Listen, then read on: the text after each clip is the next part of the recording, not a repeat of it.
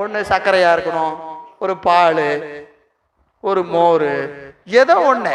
இந்த பொருளும் இந்த பொருள் என்னவா இருக்கணும், வேற வேறையா இருந்தா கலப்பதிலே பயன் உண்டு. இப்ப கலந்தாலும் ஒண்ணுதான், கலக்கலனாலும் ஒண்ணுதான். அப்போ நீரோடு நீர் சேர்ந்தார் போல்னா உயிரும் சிவமும் ஒண்ணுன்னு சொல்லிட்ட. கலந்தா என்ன, கலக்காடி என்ன? கலந்ததினால் நீ பெறுவது என், கலக்காததினாலே நீ இழப்பது என், ஒன்றுமே இல்லை.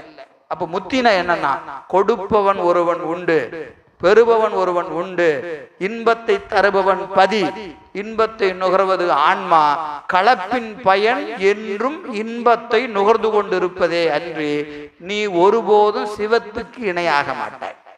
அவன் முத்தி நிலையிலும் என்ன செய்வான், இன்பத்தை கொடுத்து கொண்டே இருப்பான். நீ முத்தி நிலையிலும் இன்பத்தை பெற்றுக்கொண்டே இருப்பாய். முத்தி நிலையிலும் ஆன்மா சிவத்துக்கு அடிமையே. ஏன்னா நம்ம கை எப்பவுமே ஏந்தி தான் நிக்கணும், அவங்க எப்பவுமே மேலதான் இருக்கும். ஒருபோதும் ஆன்மா சிவத்துக்கு சமமாவதில்லை, சிவத்துக்கு சமமாவதில்லை. எனவே ஐக்கியவாதம் என்ற சொல் மறுக்கப்படுகிறது.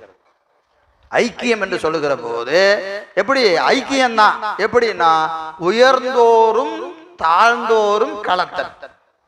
நம்ம சொல்ற மாதிரிங்க, எப்ப அவர்கிட்ட போய் ஐக்கியம் ஆயிட்டாரியா சொல்ற மாதிரி, ஏன் அவர் கூட இருக்கிற வரைக்கும் நல்லா இருக்கலாம், அவர் கூட இருந்தா நம்ம நல்லா இருக்கலாம்னு என்ன செய்யறதுங்க, அங்க போய் செட்டில் ஆயிட வேண்டியதுதான்.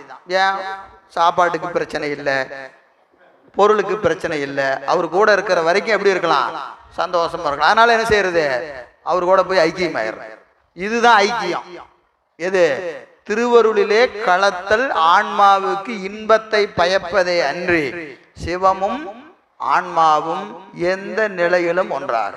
எனவே நீரோடு நீர் சேர்ந்தார் போல் என்பது மறுக்கப்படுகிறது. ஆன்மா சிவத்தோடு இரண்டரை கலத்தல். இன்னொன்னு பாருங்க, இப்ப ரெண்டு கலக்குது. இப்ப நான் சொன்ன மாதிரியே தண்ணி தண்ணி இப்ப கலந்தாச்சு. இதுல இந்த டம்ளர் தண்ணி எது, இந்த டம்ளர் தண்ணி எது தெரியுமா, தெரியாது. ஏன், அதான் ரெண்டு ஒன்னாயிருச்சு. முத்தி நிலையில அப்படி கிடையாது. முத்தி நிலையிலும் ஆன்மா தனித்து தெரியும், சிவம் தனித்தே தெரியும். இது உண்மை விளக்கம் 53வது பாட்டு, சாரி 50வது பாட்டு. முத்திதனில் 3 முதலும் மொழிய கேள், முத்திதனில் 3 முதலும் மொழிய கேள், சுத்த அனுபோகத்தை துய்த்தல் அணு, இத்தை விளைவித்தல் மலம், போகத்தை தருவது சிவம், அன்பு உடனே கண்டுகொள் அப்பா.